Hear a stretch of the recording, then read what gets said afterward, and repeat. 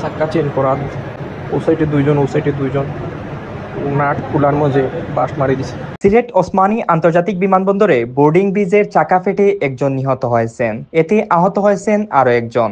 বৃহস্পতিবার দুপুরে এ দুর্ঘটনাটি ঘটে। বিমানবন্দর কর্তৃপক্ষ জানায়, নিয়মিত রক্ষণাবেক্ষণের অংশ হিসেবে বোর্ডিং ব্রিজের চাকা বদলানো হচ্ছিল। ঠিকাদারি প্রতিষ্ঠানের লোকজন যখন চাকা খুলে নিচ্ছিল, শেষ দিকে হঠাৎ করে একটি চাকা বিস্ফোরিত হয়, তাতে 2 কর্মী আহত হন। তাদের মধ্যে রুম্মান নামের একজনকে সিলেট নগরের রাগিব রাবেয়া মেডিকেল কলেজ হাসপাতালে নেওয়ার পর তিনি মারা যান বলে গণমাধ্যমকে জানান সিলেট এমএজি ওসমানী বিমানবন্দরের পরিচালক হাফিজ আহমদ। রুম্মানের বাড়ি নগরীর বিমানবন্দর থানার টিলাপাড়া এলাকায়। হাফিজ আহমদ গণমাধ্যমকে জানান, অপর আহত ব্যক্তির নাম এনামুল, তার বাড়ি বিমানবন্দর থানার মহালদিগ গ্রামে।